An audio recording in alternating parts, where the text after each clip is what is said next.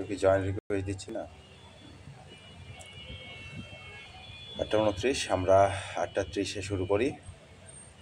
আমাকে কি ঠিকঠাক শুনতে পাচ্ছ, নাকি আরো জোরে বলতে হবে? আমি আসলে একটু অসুস্থ। আমাকে যদি শুনতে পাও, ঠিকঠাক শুনতে পাও, তাইলে একটু জানাও আমাকে যে ঠিকঠাক শোনা যাচ্ছে, নাকি আর একটু জোরে বলবো? জি স্যার, শোনা যাচ্ছে। ওকে, ঠিক আছে, থ্যাংক ইউ।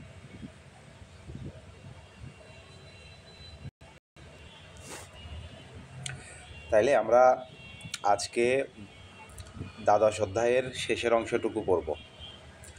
তার মানে বর্ণান্ধতা, থ্যালাসেমিয়া এগুলো শেষ করে এরপরে যে অংশটুকু আছে তার মধ্যে আছে জৈব অভিব্যক্তি, পৃথিবীর সৃষ্টি, পৃথিবী কিভাবে তৈরি হয়েছে এবং পৃথিবীতে কিভাবে প্রথম প্রাণ আসলো, প্রাণের সঞ্চার হইল, প্রাণ কোথায় আসলো এটা সম্পর্কে, এবং এই বিবর্তন সম্পর্কে ডারউইন এবং ডারউইন বাদে অন্যান্য যে সকল মতবাদ প্রচলিত আছে, তত্ত্ব প্রচলিত আছে, সেগুলো সম্পর্কে পড়ব। আমরা শুরু করি। প্রথমে আমরা চলে আসি জৈব অভিব্যক্তি তত্ত্ব। তার মানে জৈব অভিব্যক্তি সম্পর্কিত কিছু তথ্য, উপাত্ত, এগুলো আমরা দেখে নিই। প্রথমেই আমাদের মনে রাখতে হবে পৃথিবীতে উদ্ভিদ প্রজাতির সংখ্যা 4 লক্ষ। মনে রাখতে হবে উদ্ভিদ কম, প্রাণী বেশি। প্রাণী প্রজাতির সংখ্যা 13 লক্ষ। উদ্ভিদ প্রজাতির সংখ্যা 4 লক্ষ, প্রাণী প্রজাতির সংখ্যা 13 লক্ষ।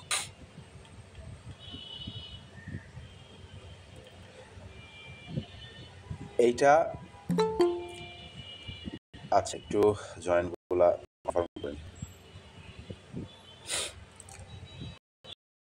তাহলে প্রথমে আমরা পেলাম উদ্ভিদ প্রজাতি কত? উদ্ভিদ প্রজাতি 4 আর হচ্ছে প্রাণী প্রজাতি 13।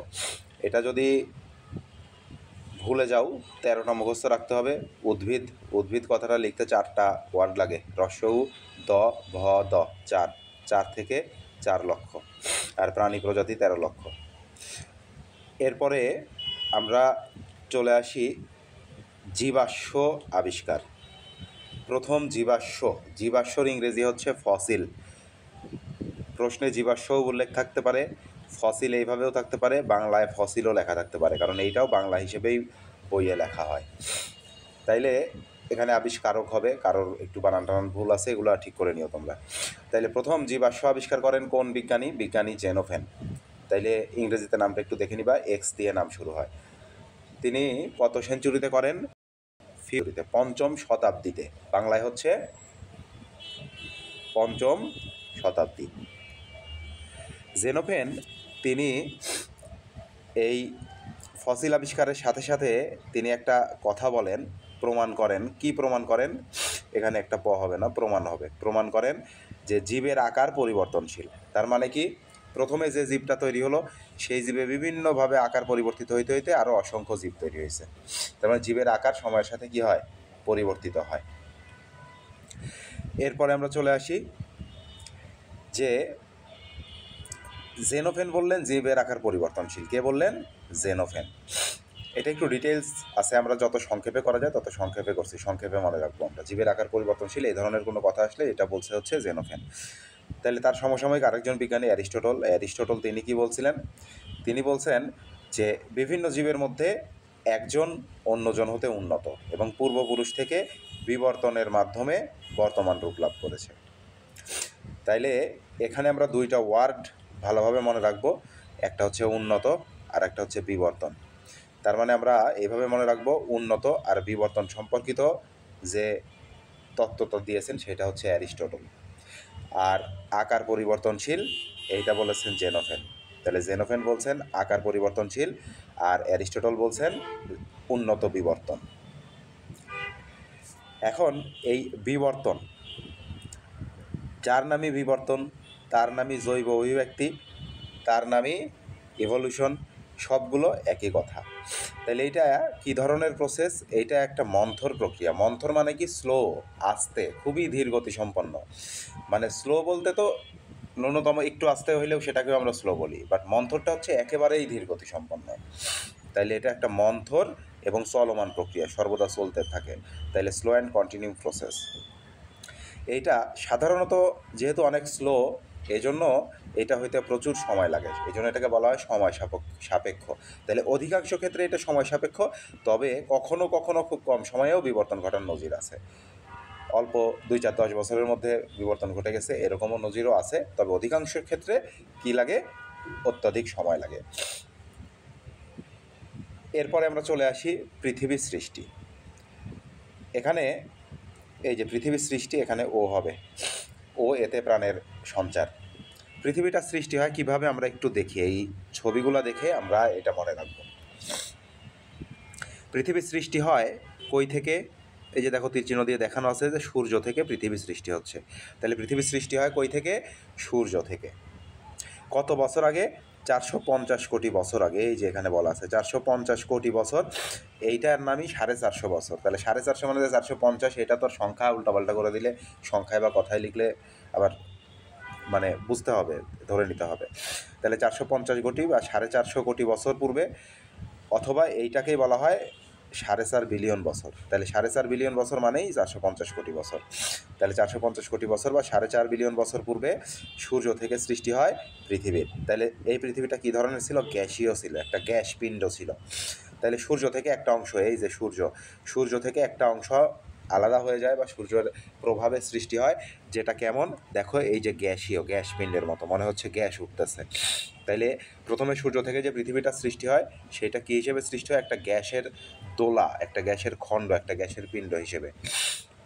তাহলে কখন একটা জিনিস গ্যাস হয়? এটা অত্যন্ত উত্তপ্ত অবস্থায় থাকলে গ্যাস হয়, যেরকম পানিকে যদি আমরা তাপ দিই, সেটা কি হয়? বাষ্প বা গ্যাসে পরিণত হয়। ঠিক এটাও তাইলে বাষ্প, পানি থেকে তৈরি হলো বাষ্প। বাষ্পকে যদি আমরা আবার ঠান্ডা করি, তখন কি তৈরি হবে? আবার পানি তৈরি হয়ে যাবে। তাইলে এই জন্য, তার মানে কি, বাষ্পকে যদি তরল করি, বাষ্পকে যদি ঠান্ডা করি, বাষ্পকে ঠান্ডা করলে তৈরি হবে তরল। এই তরলকে যদি আরও ঠান্ডা তৈরি করি, তাহলে বরফ বা কঠিন তৈরি হবে।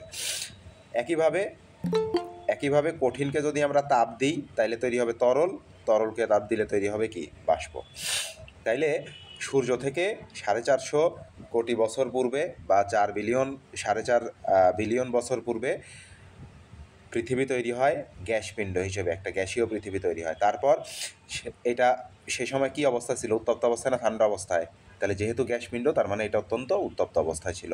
এরপর সে আস্তে আস্তে তাপ ছেড়ে দিতে থাকে। তাপ ছেড়ে দেওয়াকে বলা হয় কি? তাপ বিকিরণ। তাইলে এই গ্যাসীয় পৃথিবী, উত্তপ্ত পৃথিবীটা তাপ বিকিরণ করতে থাকে। তাইলে তাপ বিকিরণ করলে তাপ ছেড়ে দেওয়া মানে কি? ঠান্ডা হওয়া। তাইলে গ্যাস ঠান্ডা হইলে কি হয়? তরল হয়। এই যে, তার মানে এটা তরল পৃথিবীতে পরিণত হবে। তার মানে এটা নরম নরম থাকবে, তরলের মতো, পানির মতো থাকবে। তাহলে এখানে দেখা যাচ্ছে যে পৃথিবীর পৃষ্ঠে পানির মতো লেগে আছে, এই যে। তাইলে একটা তরল পৃথিবীতে পরিণত হবে। তারপর সেটা আরও তাপ বিকিরণ করবে, আরও তাপ বিকিরণ করে সেটা আস্তে আস্তে কঠিন, শক্ত হইতে থাকবে। তাইলে এখানে লিখে দেওয়া আছে যে তাপ বিকিরণ করে ঘনীভূত হয়ে তরল অবস্থা প্রাপ্ত হয়। এরপর কি হয় দেখো, এরপর ক্রমশ ঠান্ডা হয়ে কঠিন হতে থাকে। কঠিন, এখন এটা যে কঠিন হচ্ছে, কিভাবে কঠিন হবে? আগে বাইরের দিকটা কঠিন হবে, তারপর ভেতরের দিকটা কঠিন হবে। জিনিসটা যদি ডিমের মতো চিন্তা করো, ডিমের খোসা বাইরের দিকে থাকে কঠিন, ভেতরের দিকে তরল থাকে। ডিমটাকে যদি আমরা তাপ দিই, তখন আস্তে আস্তে আস্তে আস্তে ভেতরের অংশগুলো কী হয়ে যায়? কঠিন হয়ে যায়। তাহলে এটা বাইরের দিক থেকে ভেতরের দিকে কঠিন হইতে থাকবে। এইটা কঠিন হওয়ার সময় কিছু জলীয় বাষ্প তৈরি হবে। কি তৈরি হবে? জলীয় বাষ্প। আমরা জানি পানিতে আমরা যখন তাপ দিই, পানি গরম করি, তখন জলীয় বাষ্পটা তৈরি হয়ে কই চলে যায়? ওপরের দিকে চলে যায়। তাইলে এই জলীয় বাষ্পটা উপরে যেয়ে তৈরি করবে মেঘ। কি তৈরি করবে? জলীয় বাষ্প উপরে যেয়ে মেঘ তৈরি করবে। তারপরে কি হবে? মেঘ থেকে হবে বৃষ্টি। এই বৃষ্টিটা কই পড়তেছে? মূলত এই যে পৃথিবীতে। তাহলে এই বৃষ্টি পৃথিবীতে পড়ে এখানে তৈরি করবে মহাসাগর, সাগর, এইগুলা সমুদ্র। তাইলে জলীয় বাষ্প থেকে তৈরি হচ্ছে মেঘ, মেঘ থেকে হচ্ছে বৃষ্টি থেকে সমুদ্রের তৈরি হচ্ছে।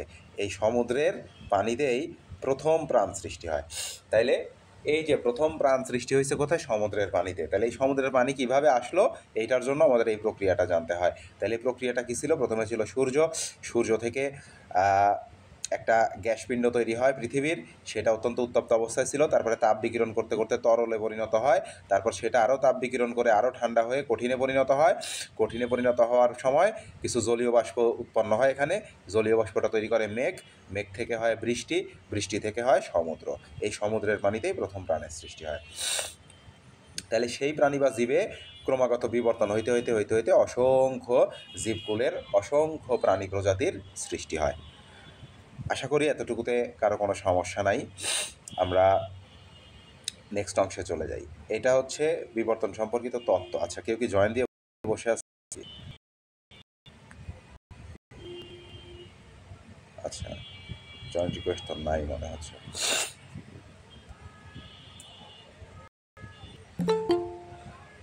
কে দিচ্ছে আবার?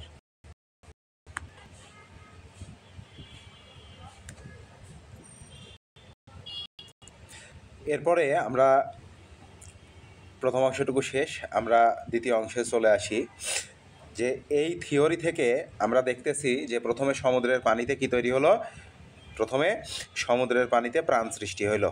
তাইলে সেই প্রাণে কি ঘটলো? বিবর্তন ঘটলো। বিবর্তন, বিবর্তনের ইংরেজি ইভলিউশন। বিবর্তনের ইংরেজি কি? ইভলিউশন। এইটারই আরেকটা বাংলা জৈব অভিব্যক্তি। তাইলে এখান থেকে অন্যান্য জীব সৃষ্টি হলো। তাহলে জীব সৃষ্টির মূল কারণ কি পাচ্ছি আমরা? বিবর্তন পাচ্ছি। এই কথাটা এখানে বলা আছে, বিবর্তন অথবা জৈব অভিব্যক্তি অথবা ইভলিউশন বা ইভলিউশন, সব একই কথা। এইটাই হচ্ছে কি? জীব সৃষ্টির মূল কারণ। তারপরে এই ইভলিউশন শব্দটা কই থেকে আসলো? এটা একটা ল্যাটিন শব্দ থেকে আসছে। কী ধরনের শব্দ থেকে আসছে? ল্যাটিন শব্দ। তোমাদের প্রশ্নে আসবে ইভলিউশন কী ধরনের শব্দ বা কী ধরনের শব্দ থেকে আগত। তাহলে এটা ল্যাটিন শব্দ। ইভলিউশন নিজে ইংরেজি শব্দ, কিন্তু এটা ল্যাটিন শব্দ, ইভলভেরি থেকে আসছে। কোন ল্যাটিন শব্দ থেকে আসছে? ইভলভেরি থেকে। তাহলে ইংরেজি ইভলিউশন শব্দটা ল্যাটিন ইভলভরি থেকে আসছে। ঠিক আছে? এরপরে এই ইভলিউশন কথাটি সর্বপ্রথম কে ব্যবহার করলেন? কে এটা তৈরি করলেন? এটা তৈরি করে হচ্ছে হারবার্ট স্পেন্সার। তাইলে হারবার্ট স্পেন্সার নামক, স্পেন্স আছে, ইআর হবে লাস্টে, এখানে ঠিক করে নিও, হারবার্ট SPENCR। তাহলে হারবার্ট স্পেন্সার সর্বপ্রথম ইভলিউশন কথাটি বা এই শব্দটি ব্যবহার করেন। তারপরে ইভলিউশনের সংজ্ঞা এখানে লিখে দেওয়া আছে যে ধীর, অবিরাম ও গতিশীল পরিবর্তন দ্বারা কোনো সরল আদি জীব। তাহলে প্রথম যে জীবটা তৈরি হয়েছিল সেটা কয়টা কোষ ছিল? একটা মাত্র কোষ ছিল। তার মানে ভাইরাস বা ব্যাকটেরিয়া এই ধরনের জীব তৈরি হয়েছিল। তাহলে সরল আদিবাসী জীব হতে আমরা তৈরি হয়েছি। তাহলে জটিল উন্নত প্রজাতির বা জীবের উদ্ভব ঘটে, এই প্রক্রিয়াটাকে কি বলা হয়? বিবর্তন বলা হয়। তাহলে জীব সৃষ্টির মূলেই রয়েছে কি? বিবর্তন। জীব সৃষ্টির মূলে রয়েছে বিবর্তন। এরপরে আমরা চলে আসি জৈব বিবর্তন কাকে বলে। এটা বললাম আমরা বিবর্তন কাকে বলে। এরপরে আমরা চলে আসি জৈব বিবর্তন কাকে বলে। তাইলে সময়ের সাথে সাথে কোনো জীবের পরিবর্তনের ফলে একটা জীবের পরিবর্তন হলো, সেখান থেকে নতুন আরেকটা জীব প্রজাতি সৃষ্টি হলো, এই ঘটনাটাকে জৈব বিবর্তন। তার মানে জীব থেকে, একটা জীব থেকে বিবর্তনের মাধ্যমে নতুন জীব প্রজাতি তৈরির প্রক্রিয়াটাকে কি বলা হয়? জৈব বিবর্তন বলা হয়। এরপরে এখন যে সংজ্ঞাটা দেওয়া হয় এটাকে আধুনিক সংজ্ঞা বলা হয়। আধুনিক সংজ্ঞা দেওয়া হয় হচ্ছে জিনের অ্যালিলের ওপর ভিত্তি করে। জিনের অ্যালিলের ওপর। এই অ্যালিল বানান স্বরে জফলা দিয়ে লেখা হয়। স্বরে জফলা দিয়ে লেখা ঝামেলার জন্য আমরা এ দিয়ে লিখছি। তোমরা লেখার সময় অ্যালিল এইভাবে লিখবা, স্বরে জফলা আকার লয় ঋষি লয় অ্যালিল, এমনে লিখবা। তাইলে এই সংজ্ঞাটা কয়েকটা অংশে ভাগ। এটা একটা অংশ, এটা একটা অংশ, এটা একটা অংশ, এটা একটা অংশ। তাহলে কয়েকটা অংশে ভাগ, আলাদা আলাদা করে আমাদের বুঝে বুঝে মুখস্থ করতে হবে। প্রথমে আসি আমরা প্রজন্ম থেকে প্রজন্মে, তার মানে এক প্রজাতি থেকে অন্য প্রজাতিতে, এক মানে সময়কাল থেকে অন্য সময়কালে, নট প্রজাতি। তাহলে প্রজন্ম থেকে প্রজন্মে নির্দিষ্ট এলাকায়, একই এলাকায় এক কিংবা কাছাকাছি প্রজাতির, একই প্রজাতির অথবা কাছাকাছি আলাদা প্রজাতির অ্যালিল ফ্রিকোয়েন্সির পরিবর্তনকেই জৈব বিবর্তন বা জৈব অভিব্যক্তি বলে। তাহলে এটা মুখস্থ থাকতে হবে আমাদের। বিবর্তনের যদি সংজ্ঞা আসে কয়ে, এটা লিখে দিতে হবে। তাহলে প্রজন্ম থেকে প্রজন্মে নির্দিষ্ট এলাকায় এক কিংবা কাছাকাছি প্রজাতির অ্যালিল ফ্রিকোয়েন্সির পরিবর্তনকে কি বলা হয়? বিবর্তন বা জৈব বিবর্তন বলা হয়। তাহলে জৈব বিবর্তনের যদি আমরা উদাহরণ দেখি, উদাহরণ দেখতে পারি যে মেক্সিকান ক্যাটফিশের দৃষ্টিশক্তি হারানো। তাহলে এখানে কি ঘটনা ঘটে? এই ঘটনাটা তোমাদের বইয়ে লেখা আছে যে মেক্সিকার একটা মাছ পাওয়া যায় যেটার নাম ক্যাটফিশ। তাইলে এই ক্যাটফিশ তার জন্মের শুরুর লগ্নে, সৃষ্টির শুরুর লগ্নে সমুদ্রের ওপরের দিকে থাকতো, সমুদ্রের ওপরের দিকে থাকতো, তখন তারা চোখে সব দেখতে পাইতো। কিন্তু আস্তে আস্তে কালের পরিক্রমায় তাদের বিবর্তনের ফলে আস্তে আস্তে আস্তে আস্তে তারা সমুদ্রের নিচের দিকে নামতে থাকে, নিচের দিকে নেমে একদম গুহায় চলে যেতে থাকে। তাইলে তারা আস্তে আস্তে আস্তে আস্তে এই সমুদ্রের নিচে গর্তে গুহাবাসী হয়ে যায়। তাহলে এরা কী করলো? সমুদ্রের গর্তে যে গুহাবাসী হয়ে গেল। এই গুহায় থাকতে থাকতে থাকতে গুহায় তো অন্ধকার, গুহায় কি আলো যাবে? যতই সমুদ্রের ওপর সূর্যের আলো পড়ুক, এই সূর্যের আলো যাইতে যাইতে গুহার ভেতরে আর পৌঁছাবে না। তার মানে এখানে ঘুটঘুটে অন্ধকার থাকবে।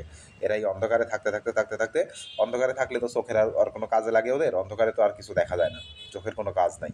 চোখের কাজ যেহেতু নাই, দীর্ঘ বছর এভাবে থাকতে থাকতে চোখ অকার্যকর থাকতে থাকতে চোখের দৃষ্টিশক্তি এদের হারায় গেছে। তাইলে এই ঘটনাটাই হচ্ছে বিবর্তনের একটা উদাহরণ। তাইলে প্রথমে এদের দৃষ্টিশক্তি ছিল, তারপরে কালের বিবর্তনে এদের দৃষ্টিশক্তি কি হয়ে গেছে? হারায় গেছে। তাইলে এরপরে আমরা চলে আসি জীবনের আবির্ভাব সম্পর্কে। জীবনের আবির্ভাব।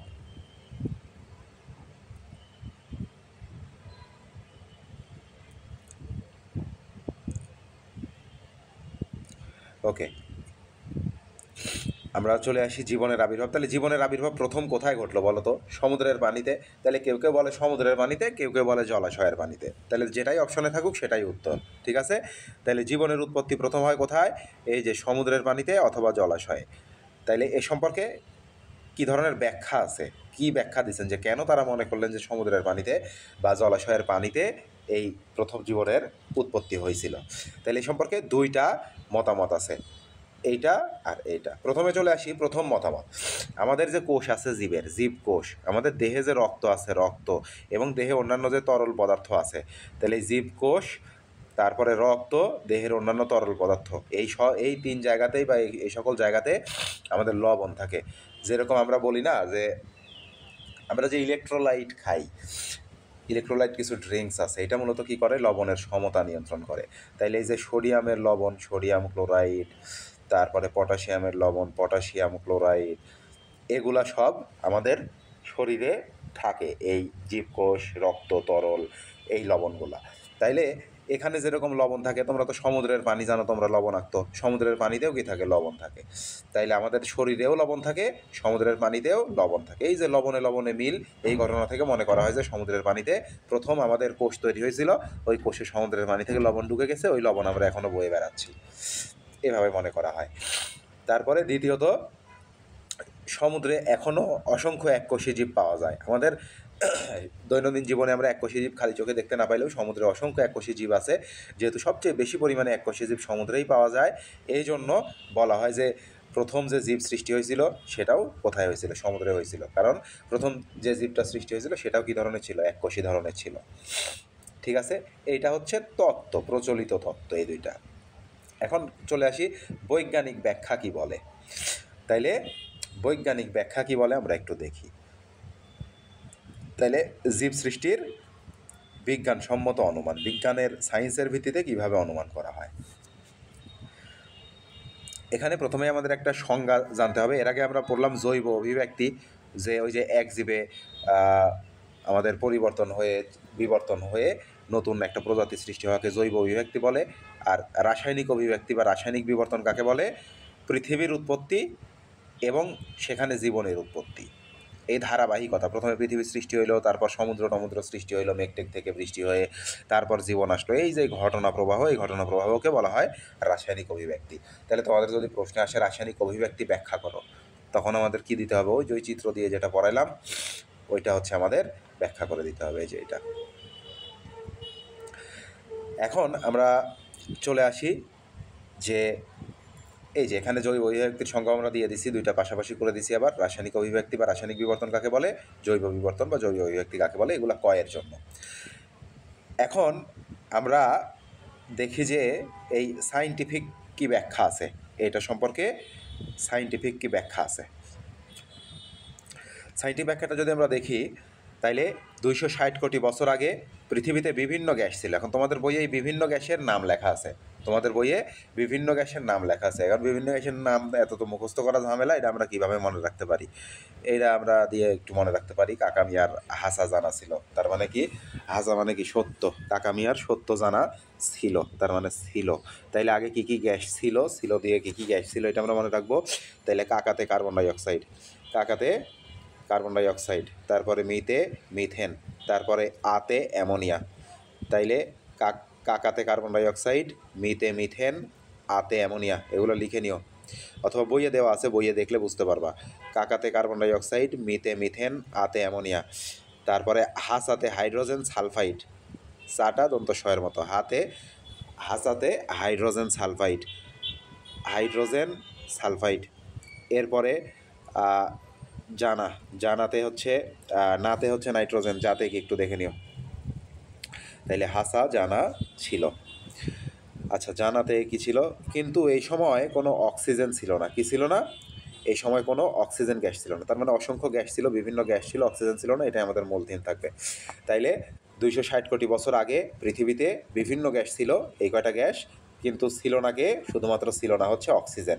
তাইলে আমাদের বহুকোষী জীব তৈরি হতে হলে আমাদের তো বেঁচে থাকার জন্য অক্সিজেন লাগে। তাইলে পৃথিবীতে অক্সিজেন আসতে হবে। তাইলে আমরা দেখি পৃথিবীতে প্রথম অক্সিজেন আসলো কিভাবে।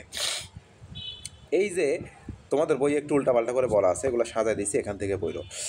এই যে পৃথিবীতে বিভিন্ন গ্যাস ছিল, এই বিভিন্ন গ্যাস, কোনো গ্যাস বা কোনো পদার্থ বিক্রিয়া করতে হলে আমাদের কি লাগে? মোটামুটি তাপ লাগে, কারণ বিক্রিয়াকে আমরা দুই ভাগে ভাগ করতে পারি, তাপ উৎপাদী আর তাপ হারি। তার মানে এখানে তাপ মাস্ট, তাই না? তাইলে তাপ, এই সকল জিনিসের ওপর তাপ পড়তেছিল। কই থেকে পড়তেছিল? আগ্নেয়গিরি অগ্নুৎপাত থেকে, তারপরে হচ্ছে বজ্রপাতের প্রভাবে, এগুলা থেকে কি পাচ্ছিল? এগুলা তাপ পাচ্ছিল। তাহলে এই সকল যৌগ তাপ, আর এর সাথে সূর্য থেকে আসতো কি? সূর্য থেকে আসতো আলট্রাভায়োলেট রশ্মি, ইউভি রে। তাইলে এই সকল যৌগ তাপ, আগ্নেয়গিরি থেকে প্রাপ্ত এবং আলট্রাভায়োলেট রশ্মি বা অতিবেগুনি রশ্মি এবং বজ্রপাতের প্রভাবে এরা নিজেদের মধ্যে বিক্রিয়া শুরু করে দেয় এই গ্যাসগুলা। তাহলে এরা পরস্পরের মধ্যে তাহলে বিক্রিয়া শুরু করে, তার মানে পরস্পরের সাথে মিলিত হয়। তাহলে মিলিত হয়ে দুইটা জিনিস গঠন করে। কয়টা জিনিস গঠন করে? দুইটা জিনিস গঠন করে, একটা একটা Na, একটা ডাবল এ, একটা Na। তাহলে এতে হচ্ছে, এতে অ্যামাইনো, এতে অ্যাসিড। তাইলে একটা আমরা পাচ্ছি অ্যামাইনো অ্যাসিড। আর একটা কি জিনিস তৈরি করে? এনতে নিউক্লিক অ্যাসিড। তাহলে দুইটা অ্যাসিড তৈরি করে, অ্যামাইনো অ্যাসিড, নিউক্লিক অ্যাসিড। এই নিউক্লিক অ্যাসিডের মধ্যে কী কী আছে মনে আছে? ডিএনএ আর হচ্ছে আরএনএ, তাই না? তাহলে কয়টা জিনিস তৈরি করে? একটা হচ্ছে ডাবল এ, একটা Na। তাহলে অ্যামাইনো অ্যাসিড আর নিউক্লিক অ্যাসিড তৈরি করে। এখন অ্যামাইনো অ্যাসিড জিনিসটা সম্পর্কে আমাদের জানতে হবে। অ্যামাইনো অ্যাসিড কেমন? তোমরা যে পুঁথির মালা তৈরি করো, এই পুঁথির মতো এরকম গোল গোল অসংখ্য অ্যামাইনো অ্যাসিড একটার সাথে মিলিত হয়ে তৈরি করে হচ্ছে। যখন একটার সাথে অ্যামাইনো অ্যাসিডগুলো লেগে যায়, মিলিত হয়, তখন এই সম্পূর্ণটা মিলে বলা হয় হচ্ছে প্রোটিন। সম্পূর্ণটাকে একসাথে বলা হয় কি? প্রোটিন। তার মানে এই সম্পূর্ণটা প্রোটিন, বাট প্রোটিনের ভেতরে যে জিনিসগুলো আছে এগুলোকে আলাদা আলাদাভাবে আমরা কি বলি? Amino acid. তার মানে অ্যামাইনো অ্যাসিডগুলো হচ্ছে প্রোটিনের মনোমার। আরেকভাবে বলা যায় অ্যামাইনো অ্যাসিডের পলিমার হচ্ছে প্রোটিন। যাই হোক এইগুলো বাদ দাও, এখন আপাতত আমরা চলে আসি। এই অ্যামাইনো অ্যাসিডগুলা মূলত প্রোটিন হিসেবে কাজ করে। তার মানে সবাই সবার সাথে মিলিত হয়ে এরা নিউক্লিক অ্যাসিডের সাথেও যুক্ত হয়। তাইলে অ্যামাইনো অ্যাসিড সবগুলো একসাথে যুক্ত হইল নিউক্লিক অ্যাসিডের সাথে, এটা একটা যৌগ গঠন করলো। যখন অ্যামাইনো অ্যাসিড নিউক্লিক অ্যাসিডের সাথে মিলিত হয় তখন গঠন করে নিউক্লিয় প্রোটিন, এনপি। তাইলে আমাদের তিনটা জিনিস জানতে হবে, এ, এনএ, এনপি। তাইলে প্রথমে ছিল এ এবং এনএ তৈরি হয়, তারপর এরা দুজন মিলে গঠন করে এনপি, নিউক্লিয় প্রোটিন। তাইলে এই নিউক্লিয় প্রোটিন মানে কি? এর মধ্যে নিউক্লিক অ্যাসিড আছে আর অ্যামিনো অ্যাসিড আছে। নিউক্লিক অ্যাসিড আছে আর প্রোটিন বা অসংখ্য অ্যামিনো অ্যাসিড। প্রোটিন বা এই যে প্রোটিন মানেই তো সম্পূর্ণটা প্রোটিন, আর এগুলোই কি? অসংখ্য অ্যামিনো অ্যাসিড আছে এর ভেতর। তাহলে যাই প্রোটিন তাই অসংখ্য অ্যামিনো অ্যাসিড। তাইলে এই নিউক্লিয় প্রোটিনের ভেতরে কি আছে? অ্যামিনো অ্যাসিড আছে, এর সাথে নিউক্লিক অ্যাসিড আছে। নিউক্লিক অ্যাসিড মানে কি? DNA, RNA. তার মানে ডিএনএতে কী হয়? রেপ্লিকেশন হয়। এই জন্য এই নিউক্লিয় প্রোটিনেও কী তৈরি হবে? রেপ্লিকেশন শুরু হবে। তাহলে এই নিউক্লিয় প্রোটিনরা রেপ্লিকেশনের মাধ্যমে, রেপ্লিকেশন প্রক্রিয়া কী তৈরি হতো আমরা জানতাম। এই যে ডিএনএ থেকে কী তৈরি হতো? রেপ্লিকেশনে ডিএনএই তৈরি হতো। তাহলে ডিএনএ থেকে ডিএনএ তৈরির প্রক্রিয়াকে আমরা রেপ্লিকেশন বলতাম। তাইলে এই যে নিউক্লিয় প্রোটিনে কি শুরু হবে? রেপ্লিকেশন শুরু হবে। রেপ্লিকেশন শুরু হয়ে নিজেদের কপি তৈরি করবে। তারপরে এই যে সৃষ্টির ক্ষমতা অর্জন করলো, কপি তৈরি করা সৃষ্টির ক্ষমতা অর্জন করলো, এইভাবেই এরা কি করে? জীবনের সূত্রপাত ঘটায় নিউক্লিয় প্রোটিন থেকে। আমরা ব্যাপারটা আর একবার দেখি, জীব সৃষ্টির বিজ্ঞানসম্মত অনুমান কি বলতেছে। প্রথমে 260 কোটি বছর আগে বিভিন্ন গ্যাস ছিল, কিন্তু অক্সিজেন ছিল না। এই বিভিন্ন গ্যাস, আগ্নেয়গিরির অগ্নুৎপাত, সূর্যের আলো, আলট্রাভায়োলেট রশ্মি এগুলোর প্রভাবে নিজেদের মধ্যে বিক্রিয়া করে এ আর এনএ তৈরি করে। এ আর এনএ মিলে গঠন করে এনপি। এই এনপিতে রেপ্লিকেশন হয় এবং জীবনের সূত্রপাত হয়। এতটুকুই। পরের অংশে আমরা চলে যাই। ধারণা করা হয় নিউক্লিয় প্রোটিন থেকে যে জীবের সৃষ্টি হলো, ধারণা করা হয় প্রথম এই জীবটা ছিল হচ্ছে প্রোটোভাইরাস। কি ছিল? প্রোটোভাইরাস। দেখো, প্রোটো কথাটা হচ্ছে ল্যাবরেটরিতে খুব ইউজ হয়। প্রোটো, তুমি একটা কোনো জিনিস তৈরি করতেছো, ওইটার আগে একটা ফর্মা রেডি করো না, ওই ফর্মাটাকে বলা হয় প্রোটোটাইপ। একটা রোবট যদি তৈরি করতে যাও, সেই রোবটের আগে ছোট একটা ফর্মা তৈরি করে নিতে হয় যে কীভাবে তৈরি করবো, কীভাবে কাজ করবে এটা। তাইলে এটাকে বলা হয় প্রোটোটাইপ। তারপরে ওইটা থেকে ফাইনালি যেটা তৈরি হয় সেটা হচ্ছে রোবট। তাইলে এটা হবে প্রোটো রোবট, আর এটা এমনি রোবট। তাইলে এই যে ভাইরাস প্রথমে তৈরি হয় নিউক্লিয় প্রোটিন থেকে প্রোটোভাইরাস, এই প্রোটোভাইরাস থেকে পরে সৃষ্টি হবে কি তাইলে ভাইরাস। তাইলে ধারণা করা হয় নিউক্লিয় প্রোটিন থেকে সৃষ্টি হয় প্রোটোভাইরাস এবং প্রোটোভাইরাস থেকে সৃষ্টি হয় ভাইরাস। তার মানে প্রথম সৃষ্টি হইল কি? ভাইরাস। তাইলে এই যে প্রথম সৃষ্টি হয় ভাইরাস, এরপর ব্যাকটেরিয়া, এরপর প্রোটোজোয়া। তাইলে ভাইরাস কি ধরনের? ভাইরাসকে আদিকোষীর মধ্যে বলা হলেও ভাইরাসের মধ্যে কিছু জীবের লক্ষণও থাকে, কিছু জ্বরের লক্ষণও থাকে। এই জন্য ভাইরাসকে বলা হয় জীবও নয়, জ্বরও নয়, জীব ও জ্বরের মধ্যবর্তী অবস্থা। তাহলে ভাইরাসের দেহে জীব ও জ্বরও উভয়ের বৈশিষ্ট্যই পাওয়া যায়। এরা কখনো জীবের মতো আচরণ করে, আবার কখনো জ্বরের মতো আচরণ করে। জড় মানে জড় পদার্থ। ঠিক আছে? এখন তাহলে প্রথমে সৃষ্টি হলো ভাইরাস। আমরা ভাইরাস সম্পর্কে জানলাম যেটা জীব নয়, জ্বর নয়, দুইটার মধ্যবর্তী অবস্থা। কখনো কখনো মনে হয় জীব, কখনো কখনো মনে হয় জ্বর। এরপর পাওয়া গেল জীব হিসেবে কাকে পাওয়া গেল? ব্যাকটেরিয়া কয় কোষী? আমরা প্রথম অধ্যায়েই পড়ে আসছি আদিকোষী, তাই না? তাহলে ব্যাকটেরিয়া আদিকোষী মানে কি? এদের সুগঠিত নিউক্লিয়াস থাকে না, এদের সুগঠিত নিউক্লিয়াস নেই। ঠিক আছে? তাইলে ব্যাকটেরিয়া সম্পর্কে আমরা পড়ে ফেললাম। এই যে দ্বিতীয় প্রাণী পাইছিলাম ব্যাকটেরিয়া। তাইলে এখনও কিন্তু প্রকৃত কোষী জিনিস আমরা পাইলাম না। এটার তো নিউক্লিয়াস আছে না নাই সেটাই আমাদের ঠিকমতো বোঝা যায় না। তারপরে এটাতে বোঝা গেল নিউক্লিয়াস আছে, বাট এটা সুগঠিত নয়, তার মানে আদিকোষী। এরপরে চলে আসি প্রোটোজোয়ানদের দেহে সর্বপ্রথম পাওয়া গেল কি? সুগঠিত নিউক্লিয়াস। এই জন্য এরাই হচ্ছে প্রথম প্রকৃত কোষী জীব। তাহলে প্রথম প্রকৃত কোষী জীব কারা? প্রোটোজোয়ানরা। এরপর কিছু কিছু এককোষী জীবে দেহের ভেতরে ক্লোরোফিল আসা শুরু হলো, ক্লোরোফিল সৃষ্টি শুরু হলো। তাহলে ক্লোরোফিল সৃষ্টি হলে সেখানে কি হবে? সালোক সংশ্লেষণ হবে। সালোক সংশ্লেষণ প্রক্রিয়ায় খাদ্য তৈরি হয়। খাদ্য তৈরির সময় উপজাত হিসেবে একটা গ্যাস বের হয়। আমরা চুলায় রান্না করলে যেরকম পানি গরম হয়ে ওপরে বাষ্প বের হয়, ঠিক এই গাছেও সালোক সংশ্লেষণের সময় এরকম বাষ্প বের হয়। এই বাষ্পের সাথে কি উৎপন্ন হয়? অক্সিজেন উৎপন্ন হয়। তাইলে এই যে কোনো একটা জিনিস তৈরির সময় সাথে অটোমেটিক অন্য কোনো জিনিস তৈরি হয়ে গেলে, তাহলে অন্য যে জিনিসটা তৈরি হয় সেটাকে বলা হয় উপজাত বা বাই প্রোডাক্ট। আমাদের নাটোরে আমাদের আছে হচ্ছে কি? চিনি কল, তাই না? চিনি তৈরির সময় উপজাত হিসেবে দুইটা জিনিস তৈরি হয়। একটা হচ্ছে গ্লিসারিন, তোমরা যে হাতে শরীরে মাখি আমরা যে গ্লিসারিন, এই গ্লিসারিনটা তৈরি হয় চিনি তৈরির সময় অটোমেটিক একটা গাদ হিসেবে। চিনির যে গাদ তৈরি হয় সেখান থেকে তৈরি হয় গ্লিসারিন। সেটা রিফাইন করে গ্লিসারিনে ক্রিয়েট করা হয়। তাহলে গ্লিসারিনটা এখানে কী হিসেবে কাজ করবে? উপজাত হিসেবে কাজ করবে। ঠিক আছে? তাইলে এই যে সালোক সংশ্লেষণের উপজাত হিসেবে কি তৈরি হয়? অক্সিজেন। এটা সারা জীবন মনে রাখা লাগবে। সালোক সংশ্লেষণ বিক্রিয়ার উপজাত প্রোডাক্ট কোনটা, বাই প্রোডাক্ট কোনটা? অক্সিজেন। তাহলে অক্সিজেন তৈরি হলো, তাহলে এখন আর নতুন জীব তৈরিতে সমস্যা নাই, তাই না? তাইলে এখন কি হবে? সবাত শোষণ কাকে বলে? এটা কিন্তু শোষণ না, শ্বসন মানে অক্সিজেন গ্রহণ, কার্বন ডাইঅক্সাইড ত্যাগ, এই ঘটনাগুলোকে শ্বসন বলা হয়। ঠিক আছে? সবাত শ্বসন মানে কি? মানে উপস্থিত, বাত মানে বাতাস বা এই বাত দিয়ে অক্সিজেনকে বোঝায়। সবাত মানে অক্সিজেনের উপস্থিতি যাদের বেঁচে থাকার জন্য গুরুত্বপূর্ণ, তাদেরকে বলা হয় সবাত শোষণকারী জীব। তার মানে এই জীবগুলো অক্সিজেন ছাড়া বাঁচতে পারে না, তাদেরকে বলা হয় সবাত শোষণকারী জীব। তাহলে অক্সিজেন আছে, তার মানে কি এখন সবাত শোষণকারী জীব বাঁচতে পারবে। ফলে এদের কী হইতে থাকে? এই অক্সিজেন সৃষ্টির পর সবাত শোষণকারী জীবের সংখ্যা বৃদ্ধি হইতে থাকে। তারপর বিবর্তন হয়ে নতুন নতুন ভিন্ন ভিন্ন প্রজাতির সৃষ্টি হয়। তাহলে জৈব অভিব্যক্তি সরল রেখায় ঘটে না। তার মানে কি? দেখা যাচ্ছে খালি বাঘের বাপে ঘটতেছে, বাপের পর সন্তানে ঘটবে, তারপর তার সন্তানে ঘটবে, এইভাবেই ঘটবে এরকম না। দেখা যাচ্ছে বাপেও ঘটতেছে একই সাথে, তারপরে তার নাতি পুতিতেও ঘটতেছে একই সাথে, তারপরে তার সন্তানেও ঘটতেছে। এভাবে বিভিন্ন শাখা প্রশাখায় এটা সবসময় চলতেই থাকে।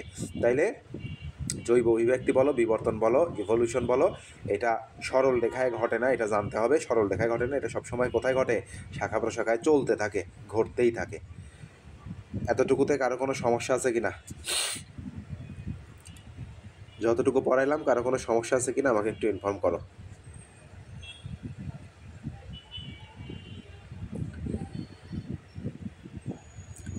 তাইলে প্রথম থেকে 1 মিনিটে আমি পুরোটা রিভিশন দিয়ে দিই, তারপরে আমরা পরের অংশে চলে যাব। সমস্যা থাকলে এখান থেকে কভার করে নাও।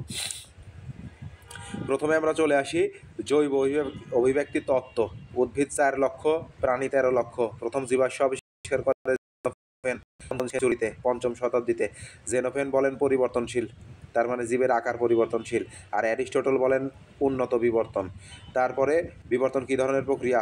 স্লো, চলমান, সময় সাপেক্ষ, কম সময়েও বিবর্তন হয়। পৃথিবী কীভাবে তৈরি হলো? সূর্য থেকে একটা গ্যাসীয় পৃথিবী তৈরি হলো, সেটা ঠান্ডা হয়ে তরল পৃথিবী তৈরি হলো। তাহলে এই যে সূর্য থেকে গ্যাস পিণ্ড তৈরি হলো, এটা কত বছর আগে? 450 কোটি বছর আগে বা 4.5 বিলিয়ন বছর পূর্বে। তারপরে তরল পৃথিবী আবার কি হইলো? আবার ঠান্ডা হইলো, ঠান্ডা হয়ে কঠিনে পরিণত হইলো। কঠিনে পরিণত হওয়ার সময় এখানে বাষ্প উঠলো, বাষ্প উঠে মেঘ তৈরি করলো, মেঘ থেকে বৃষ্টি হইলো, বৃষ্টি থেকে পৃথিবীতে সমুদ্র তৈরি হলো, সমুদ্রতে প্রথম প্রাণ সৃষ্টি হলো। কোন প্রাণ সৃষ্টি হলো? ভাইরাস। ভাইরাসের পরে কি সৃষ্টি হলো? ব্যাকটেরিয়া। ব্যাকটেরিয়ার পর কি সৃষ্টি হলো? প্রোটোজোয়া। তাইলে ভাইরাস জীবন নয়, জড়ও নয়, দুইটার মধ্যবর্তী অবস্থা। ব্যাকটেরিয়া আদিকোষী, তার মানে এদের নিউক্লিয়াস সুগঠিত নয়, একমাত্র সুগঠিত নিউক্লিয়াস পাওয়া গেল পরবর্তীতে প্রোটোজোয়াতে। সেখান থেকে বিবর্তন হয়ে আরও নতুন নতুন নতুন নতুন প্রজাতির সৃষ্টি হলো। এরপরে আমরা চলে আসি বিবর্তন বা অভিব্যক্তি ইভলিউশন সম্পর্কে। এটা ল্যাটিন শব্দ ইভলভরি থেকে আসছে। তারপরে হারবার্ট স্পেন্সার, বানান ঠিক করে নিবা, হারবার্ট স্পেন্সার এই শব্দটা সর্বপ্রথম ব্যবহার করেন। এখানে সংজ্ঞা দেওয়া আছে অ্যারিলের মাধ্যমে এবং অন্যভাবেও। উদাহরণে চলে আসি ক্যাটফিশের দৃষ্টি হারানো। তারপরে আমরা চলে আসি জীবনের আবির্ভাব। তাহলে প্রথম জীবনের আবির্ভাব কোথায় ঘটলো? সমুদ্রের পানিতে, অথবা কখনো কখনো জলাশয়ে বলা হয়েছে। এমসিকিউ দুইটাই অপশনে থাকে। আমার মনে আছে আমি যখন ক্লাস 9-10 ছিলাম তখন আমার এই প্রশ্নটা আসছিল, এবং ওই সময়টাতে আমি শুধু সমুদ্র পড়ছিলাম, ওই যে উপরের ব্যাখ্যাটা পড়ছিলাম যে সমুদ্রের পানিতে সৃষ্টি হইলো। বাট যখন আমি অপশনে যে সমুদ্রের পানি খুঁজে পাইলাম না, দেখি জলাশয় আছে, ওইটা আর দাগাই নাই। পরে এসে দেখি উত্তর হবে জলাশয়, কারণ এই লাইনটা অন্য লাইনে বলা আছে আবার যে জলাশয়ও হইতে পারে। তাইলে কেন বলা হইলো সমুদ্রের পানিতে বা জলাশয়ের পানিতে জীবনের প্রথম সৃষ্টি হচ্ছে? কারণ আমাদের জীবকোষ, রক্ত আর দেহের তরলে লবণ থাকে। লবণ, এটার ঘটনা হচ্ছে লবণ। সমুদ্রের পানিতেও লবণ থাকে, আমাদের দেহ লবণ থাকে। এখান থেকে মনে হইলো যে এখান থেকে সমুদ্রের পানিতে আমাদের আদিকোষ তৈরি হয়েছিল। তারপরে দ্বিতীয়ত কি বলা হচ্ছে? এখানে এখনও অসংখ্য সরল এককোষী জীব পাওয়া যায়, সবচেয়ে বেশি পরিমাণে পাওয়া যায় বলা চলে সমুদ্রেই। আর আমাদের জীবনের শুরুতেও, উৎপত্তিকালেও প্রথম এককোষী জীবের সৃষ্টি হয়েছিল। তাহলে প্রথম আমরা এককোষী জীব থেকে তৈরি হয়েছিলাম, আবার আমাদের কি হচ্ছে? সমুদ্রে এখন প্রচুর পরিমাণে এককোষী জীব পাওয়া যায়। দুইটার মিল থেকে বলা যায় যে সমুদ্র থেকে তৈরি হয়েছে। এটা জাস্ট একটা মিথ, প্রচলিত ধারণা। এখন বিজ্ঞানসম্মত উপায়ে চলে আসি। বিজ্ঞানসম্মত উপায়ে আমরা কি বলতেছি? 260 কোটি বছর আগে পৃথিবীতে বিভিন্ন গ্যাস ছিল, তারা তাপ এবং ইউভি রের প্রভাবে তাদের মধ্যে বিক্রিয়া করলো, বিক্রিয়া করে মিলিত হয়ে এ আর এনএ তৈরি করলো। তারপর এ আর এনএ মিলে তৈরি করলো এনপি, নিউক্লিয় প্রোটিন। তারপরে নিউক্লিয় প্রোটিন তৈরি করলো প্রোটোভাইরাস। এই যে প্রোটোভাইরাস থেকে তৈরি হলো কি? ভাইরাস। তাইলে প্রথম সৃষ্টি হলো ভাইরাস, ব্যাকটেরিয়া, প্রোটোজোয়া। এগুলো আমরা বলছি ভাইরাস, প্রোটোজোয়া, ব্যাকটেরিয়া সম্পর্কে প্রথমেই বলে ফেলছি। এরপরে কিছু এককোষী জীবে কি হইলো? ক্লোরোফিল আসলো, সবচেয়ে ইম্পর্টেন্ট। তাহলে এককোষী জীবে কি হইলো? ক্লোরোফিল আসলো। তার মানে আমাদের লাগবে কি? অক্সিজেন। তাহলে অক্সিজেন আসতে হলে অক্সিজেন আসে কই থেকে? গাছ থেকে। গাছে থাকে ক্লোরোফিল, তার মানে কোনো একটা জীবে সর্বপ্রথম আগে ক্লোরোফিল আসা লাগবে। তাহলে প্রথমে ক্লোরোফিল আসলো, সালোক সংশ্লেষণ শুরু করলো, বাই প্রোডাক্ট হিসেবে অক্সিজেন উৎপন্ন হয়ে গেল। তাইলে অক্সিজেন উৎপন্ন হওয়ার সাথে সাথে সবাদ শোষণকারী জীবের সংখ্যা বাড়তে থাকলো। তারপরে এককোষী জীব থেকে বহুকোষী জীব তৈরি হইতে থাকলো, বিবর্তনের মাধ্যমে নতুন নতুন প্রজাতির সৃষ্টি হইতে থাকলো। সবশেষে সরল রেখায় ঘটে না, শাখা প্রশাখায় সর্বদা ঘটতে থাকে। কারো কোনো সমস্যা আছে এতটুকু বুঝতে?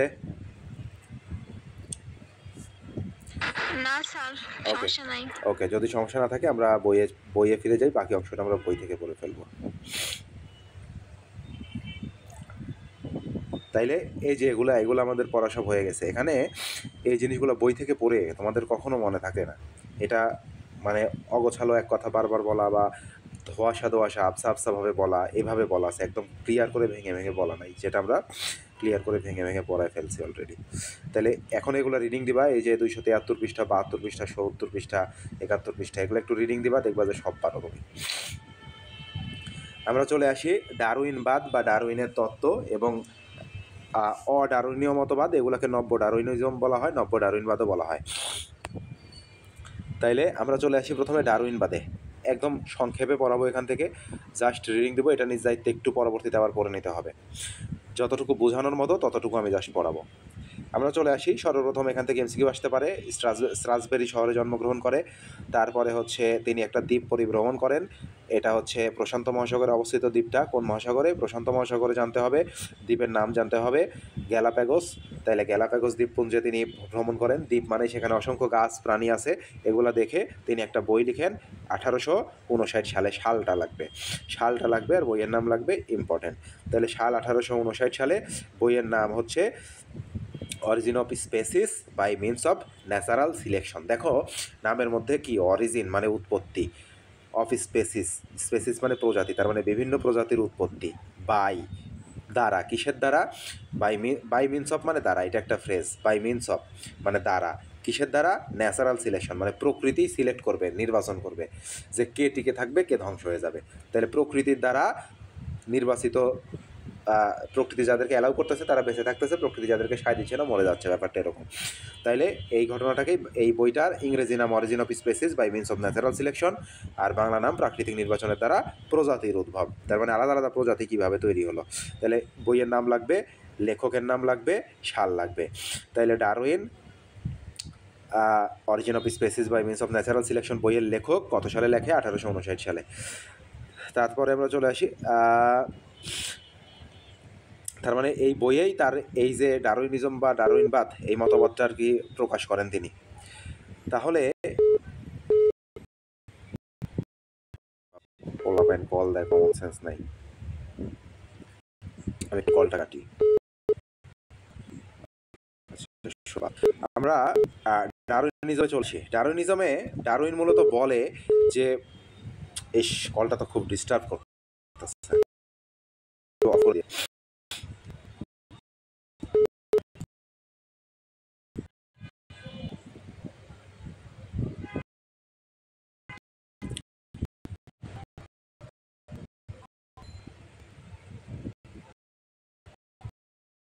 ইন্টারাকশন, আমরা পরে চলে আসি। আমাকে একটু শোনা যাচ্ছে কিনা একটু কনফার্ম করো তো। আমাকে শোনা যাচ্ছে? আবার নেটওয়ার্ক চলে গেছিলো কিনা একটু কনফার্ম করো। কল আসছিল, নেটওয়ার্ক চলে যেতে পারে, আমাকে একটু জানাও তো। শোনা যাচ্ছে স্যার। আচ্ছা আচ্ছা, থ্যাংক ইউ। আচ্ছা, ওয়াইফাই অফই রাখি। আমরা চলে আসি প্রথমে অত্যাধিকারে বংশবৃদ্ধি সম্পর্কে। ডারউইন কি বলছে? যে প্রত্যেকটা জীবই পৃথিবীতে আসবে, এসে শুধু বংশবৃদ্ধি করার চিন্তা ভাবনা করবে, তাহলে জীবের এটা সহজাত প্রক্রিয়া, সহজাত বৈশিষ্ট্য আর কি। এভাবে জীবের সংখ্যা বৃদ্ধি পায়। Just reading. উদাহরণ দেওয়া আছে, সরিষা গাছ হচ্ছে 7,30,000 বীজ জন্মায়। তাহলে একটা সরিষা গাছ থেকে 7,30,000 জন্মাইল, 7,000 প্রত্যেকটা থেকে আবার 7,30,000 করে জন্মানো সম্ভব। তার মানে যে জ্যামিতিক হারে বংশবৃদ্ধি করে, এই কথাটা বলছে। তারপরে স্ত্রী স্যামন মাছ সম্পর্কে জানতে হবে। স্ত্রী স্যামন মাছ 3 কোটি ডিম পারে। কত সংখ্যক ডিম পারে? এমসিকিউ আসে, এগুলো থেকে এমসিকিউ আসে, এই সংখ্যাগুলো থেকে 3 কোটি ডিম পারে। তাহলে এই 3 কোটি থেকে আবার পরের বছর আরও প্রত্যেকজনই আরও 3 কোটি করে ডিম পারতে পারে, এভাবে জ্যামিতিক হারে বংশবৃদ্ধি হতে পারে, এটা বলা আছে। তারপরে এক জোড়া হাতি থেকে বেঁচে থাকলে, এই যে এটা কত বছর হবে? 730 বছর না 750 বছর? 750 বছরে হাতির সংখ্যা 1 কোটি হবে। এইগুলো একটু রিডিং দিয়ে রাখবা, জাস্ট সংখ্যাগুলো একটু মনে রাখবা। তারপরে সীমিত খাদ্য বাসস্থান। ভূপৃষ্ঠের আয়তন তো আমাদের বেশি হচ্ছে না, কিন্তু আমরা জনসংখ্যা বাড়তেছি। আমাদের এই যে বাসস্থানের, তাহলে আয়তনটাও সীমিত থাকতেছে, সীমাবদ্ধ হয়। জীবের বাসস্থান এবং খাদ্য কেমন? সীমিত। Just reading. অস্তিত্বের জন্য সংগ্রাম। তাহলে এই যে জ্যামিতিক এখানে যখন সংখ্যা বৃদ্ধি হচ্ছে, তাই যখন সঞ্চয়, তাইলে একটা সন্তান আর একটা সন্তানের সাথে প্রতিযোগিতায় টিকবে না। খাওয়ার জন্য, ঘুমানোর জায়গার জন্য, দাঁড়ায় থাকার জায়গার জন্য, মানে বসবাসের জায়গার জন্য, সব কিছুর জন্যই কি তাদের নিজেদের মধ্যে কি তৈরি হবে? সংগ্রাম শুরু হয়ে যাবে। তাহলে এটাকে বলা হয় অস্তিত্বের জন্য সংগ্রাম। এই অস্তিত্বের জন্য সংগ্রামটা ইম্পর্টেন্ট। কয় ধরনের সংগ্রাম থাকে অস্তিত্বের জন্য? তাহলে এই অস্তিত্বের জন্য সংগ্রাম 3টা পর্যায়ে হইতে পারে। কয়টা পর্যায়ে হইতে পারে? 3টা পর্যায়ে।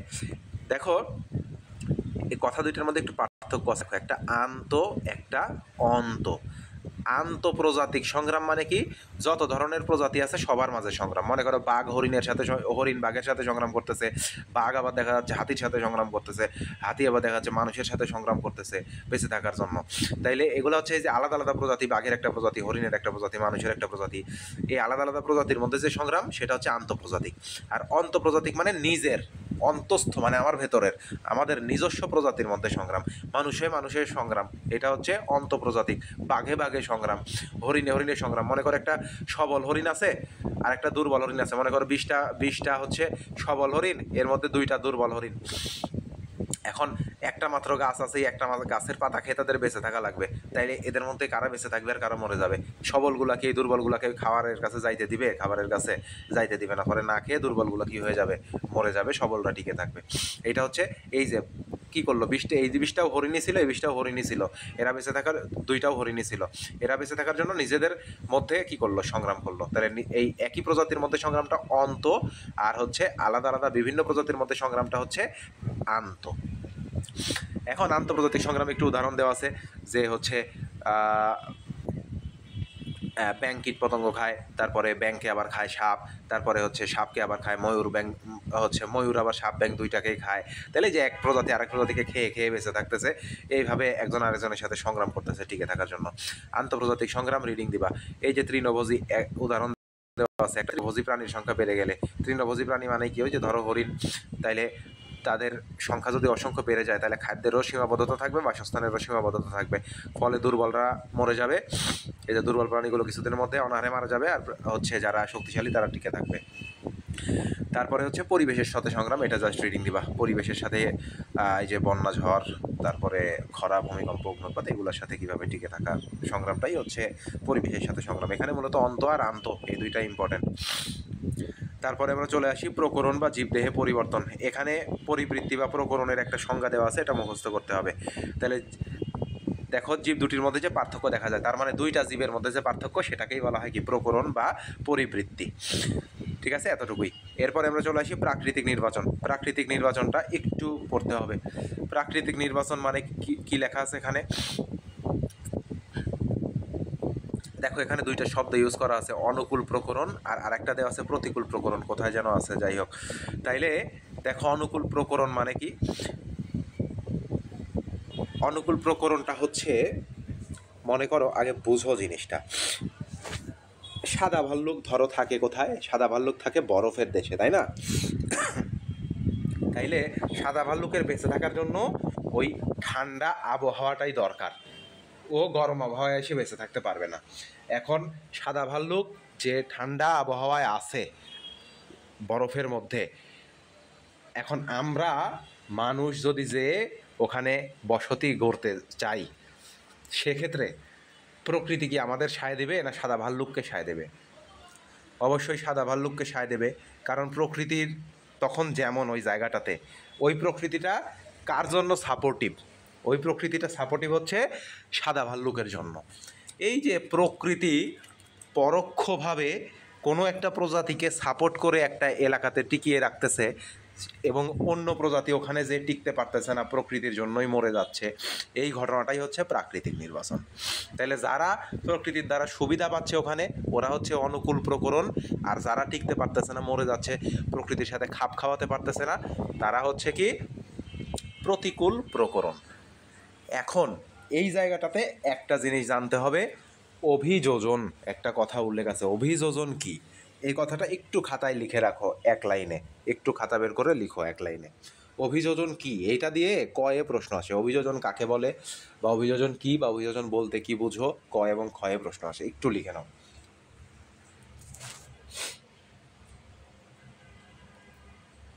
লেখো যে প্রতিকূল পরিবেশের সাথে, প্রতিকূল পরিবেশের সাথে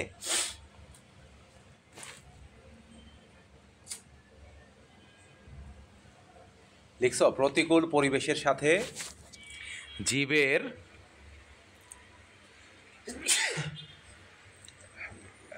প্রতিকূল পরিবেশের সাথে জীবের খাপ খাইয়ে নেওয়ার ক্ষমতাকে,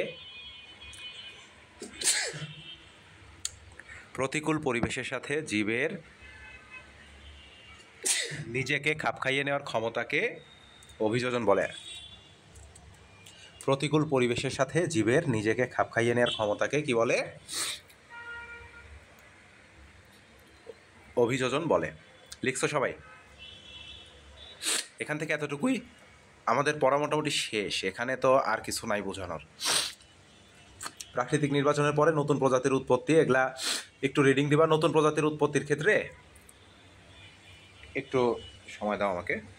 নতুন প্রজাতির উৎপত্তির ক্ষেত্রে 3টা উপায়ে একটা নতুন প্রজাতির সৃষ্টি হতে পারে, এটা আমাদের জানতে হবে। এই যে 3টা উপায়ে নতুন প্রজাতির সৃষ্টি হতে পারে, এই 3টা উপায় মুখস্থ থাকতে হবে। তাহলে একটা হচ্ছে আইসোলেশন, আর একটা হাইব্রিডাইজেশন, আর একটা পলিপ্লয়েডি। খুবই ইম্পর্টেন্ট এই অংশের, এতটুকু খুব ইম্পর্টেন্ট। তাইলে প্রথমে আমরা চলে আসি আইসোলেশন। করোনার সময় তোমরা আইসোলেশন সম্পর্কে মোটামুটি ধারণা পাইছো। তাইলে আইসোলেশন মানে আলাদা করে রাখা, তাই না? তাইলে আইসোলেশন প্রথম কি? মূল প্রজাতির পপুলেশন থেকে পৃথক হয়ে যাওয়ার ফলে। তাহলে মূল প্রজাতির থেকে পৃথক হয়ে গেল, যে তাদের স্বভাবের অভাবে আস্তে আস্তে পরিবর্তন আসতে আসতে নতুন প্রজাতির সৃষ্টি হইলো, এরকম ব্যাপার। তারপরে হাইব্রিডাইজেশন। হাইব্রিড জাত মানে কি বলো? সংকর জাত বাংলায়। তাহলে হাইব্রিডাইজেশন মানে সংকরায়ন। তাহলে সংকরায়নের ফলে, তার মানে কি? মনে করো যে বাংলাদেশি গরু আর অস্ট্রেলিয়ান গরুর মধ্যে ক্রস ঘটায় মনে করো একটা সংকর জাত তৈরি হচ্ছে, এটাকে বলা হয় সংকরায়ন, হাইব্রিডাইজেশন। তারপরে আমরা চলে আসি পলিপ্লয়েডি কাকে বলে? সংকরায়ন প্রজাতিতে কোষ বিভাজনের সময় ঘটনাক্রমে কোষে ক্রোমোজোম সংখ্যা বৃদ্ধির কি লিখছে? বৃদ্ধির ফলে। এখানে উল্টাপাল্টা করে লিখছে, এখানে লেখালেখির কোনো ঠিক ঠিকানা নাই। আমি একটু ঠিক করে দিই তোমাদের, এটা একটু কাটাকাটি করে ঠিক করে লিখে নাও। সংকরায়ন প্রজাতিতে কোষ বিভাজনের সময় ঘটনাক্রমে, আচ্ছা, ক্রোমোজোম সংখ্যা বৃদ্ধির ফলে অভিধান হয়। এখানে এই লাইনটা ভুল লেখা আছে, সি নাম্বারটা একটু খাতায় লিখে নাও তো, আমি বলতেছি, সবাই একটু লিখে নাও। সংকরায়ন কথাটা কাটো, প্রথমে কোনো সংকরায়ন থাকবে না। লেখো প্রজাতিতে কোষ বিভাজনের সময়। প্রজাতিতে কোষ বিভাজনের সময়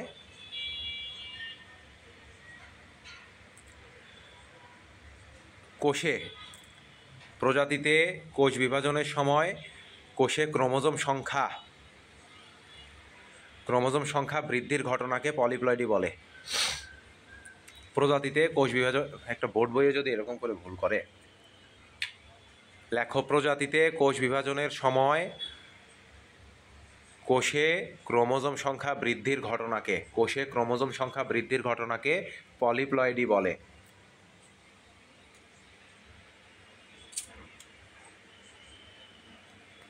লেখা হয়েছে? আরেকবার বলি, প্রজাতিতে কোষ বিভাজনের সময় কোষে ক্রোমোজোম সংখ্যা বৃদ্ধির ঘটনাকে পলিপ্লয়েডি বলে। পলিপ্লয়েডি দিয়ে ক আসে, স্টার করে রাখো। তাহলে এই যে ক্রোমোজোম সংখ্যা বৃদ্ধি হয়ে যাচ্ছে, এর ফলে কি হবে? নতুন জীবটির অভিযোজন ঘটবে, প্রাকৃতিক নির্বাচনের দ্বারা নতুন প্রজাতির সৃষ্টি হবে। ওকে, এখান থেকে এতটুকু পড়বা, যতটুকু দাগে দিলাম। এরপর হচ্ছে, আর এখানে কই দাগ পড়ে, এরপরে আমরা চলে যাই দ্বিতীয়, এই পরের পৃষ্ঠার সবগুলো রিডিং দিবা। মাইক্রোওভুলেশন থেকে শুরু করে মাইক্রোওভুলেশন এগুলো একটু বলা আছে, এগুলো রিডিং দিবা, একটু রিডিং দিলেই পারবা। শর্তগুলো রিডিং দিবা। প্রথম শর্ত হচ্ছে বৈচিত্র্য, নামগুলো জাস্ট মনে রাখবা। বৈচিত্র্য কি? এই যে একই প্রজাতির মধ্যে আমরা মানুষ, সবাই মানুষ হইলেও আমাদের মধ্যে অনেক পার্থক্য আছে, এটাই হচ্ছে বৈচিত্র্য।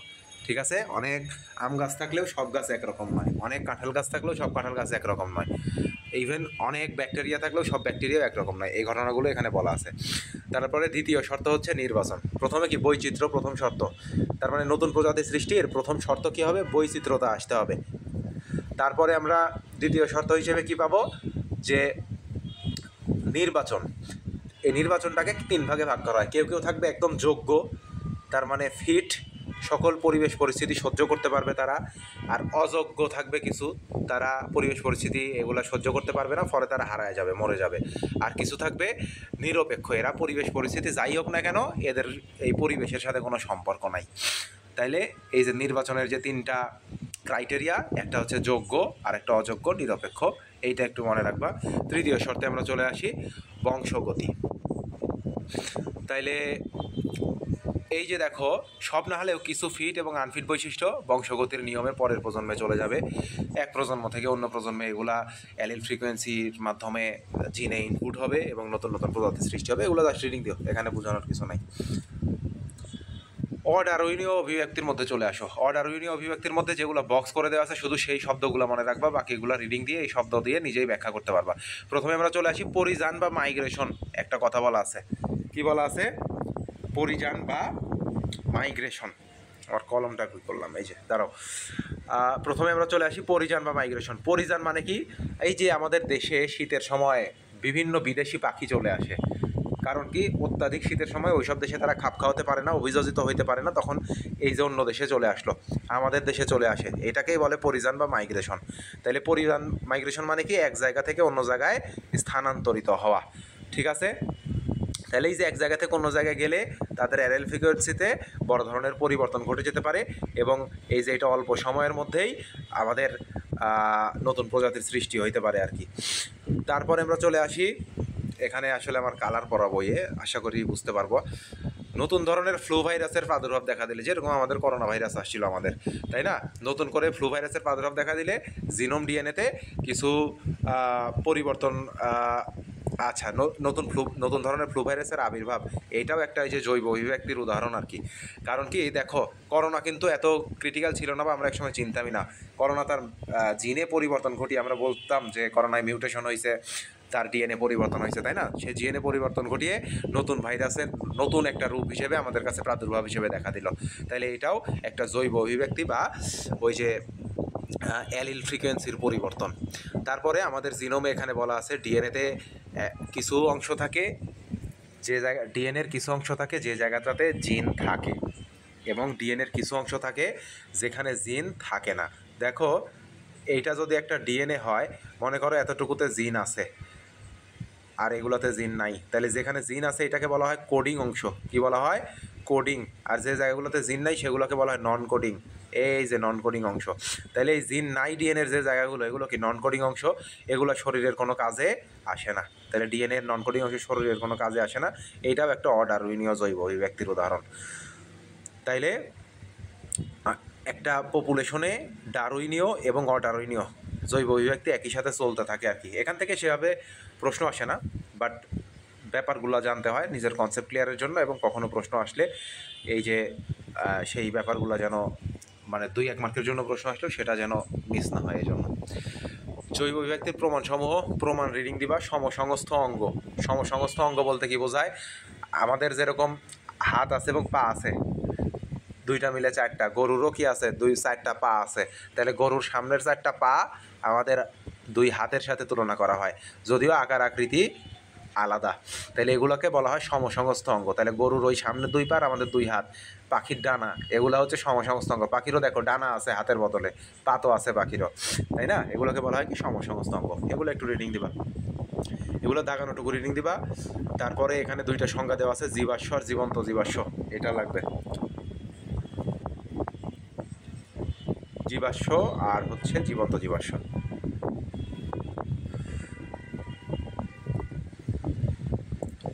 তাইলে ভূগর্ভের শিলা স্তরে, তার মানে মাটির নিচে, মাটির বিভিন্ন স্তর আছে, সেই স্তরের নিচে চাপা পড়ে থাকা জীবের সামগ্রিক বা আংশিক প্রস্তরীভূত দেহ বা দেহ ছাপকে কি বলা হয়? ফসিল বা জীবাশ্ম বলা হয়। এটা মুখস্থ করতে হবে, ফুল মুখস্থ। তার মানে জীবাশ্মটা আসলে কি? কোনো জীব, মনে করো অনেক দিন আগে বিলুপ্ত হয়ে গেছে, তার একটা অংশ মাটির নিচে আমরা চাপা পড়া অবস্থায় পাইছি, পরিবর্তিত রূপান্তরিত একটা অংশ, সেইটাকে বলা হয় জীবাশ্ম। আর জীবন্ত জীবাশ্ম মানে কি? কিছু জীব পৃথিবী থেকে বিলুপ্ত প্রায় হয়েই গেছে, হঠাৎ 1-2টা জীব চোখে পড়ে পাওয়া যায়, সেগুলোকে বলা হয় জীবন্ত জীবাশ্ম, বা ইংরেজিতে লিভিং ফসিল। তাহলে এইটার লিভিং ফসিলের উদাহরণ লাগবে লিমুলাস আর হচ্ছে গিঙ্কো বাইলোবা। লিমুলাস আর গিঙ্কো বাইলুবা। দেখো, গিঙ্কোর বদলে আবার জিঙ্কোও লেখা থাকে কিন্তু, কারণ এটার বানান হচ্ছে JINKO, জিঙ্কো বাইলোবা। এইটা জিঙ্কো থাকুক গিঙ্কো থাকুক একই কথা, ঠিক আছে? তাহলে লিমুলাস আর গিঙ্কো বাইলোবা এই উদাহরণ খুব ইম্পর্টেন্ট। এখানে একটা স্টার থাকবে এই যেমন MCQ এর জন্য। বাকিগুলো রিডিং, এখানে পড়ানোর কিছু নাই। এগুলো হচ্ছে এখানে পড়ানোর কিছু নেই, দেখানো যেগুলো আছে জাস্ট রিডিং দিবা। আর যেখানে যেখানে ক লেখা আছে যে এরকম, সেটা মুখস্থ হবে। এখন বলো এতটুকুতে কারো কোনো সমস্যা আছে কিনা এই অধ্যায়? আর কারো কোনো প্রশ্ন থাকলে প্রশ্ন করতে পারো। আজকে যতটুকু পড়ালাম এতটুকুতে সমস্যা থাকলে একটু প্রশ্ন করতে পারো, না হলে আমরা শেষ করব।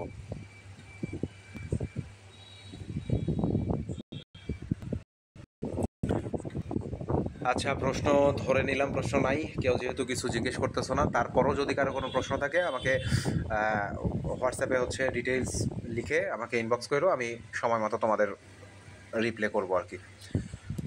তো ধন্যবাদ সবাইকে। আমরা আজকের ক্লাস এখানেই শেষ করছি। একটু ঠান্ডাজনিত সমস্যার জন্য হয়তো ক্লাসে একটু বিড়ম্বনা হয়েছে। তো সবাই একটু পড়াশোনা করো, এবং হোমওয়ার্ক যেগুলো দেওয়া ছিল কেউই হোমওয়ার্ক সেভাবে জমা দাও নাই, হোমওয়ার্কগুলো আমাকে ইনবক্সে পাঠাও, গতকালকের হোমওয়ার্কগুলো। হোমওয়ার্ক না দিলেই চুরি করবা, চুরি করার কোনো সুযোগ নেই, সবার হোমওয়ার্ক থাকতে হবে। আর নোটগুলো আমি পাঠিয়ে দিচ্ছি গ্রুপে, নোটগুলো একটু খাতায় লিখে নিও। শুভকামনা সবার জন্য। আল্লাহ হাফেজ। আচ্ছা, আসসালামু আলাইকুম স্যার। ওয়ালাইকুম আসসালাম।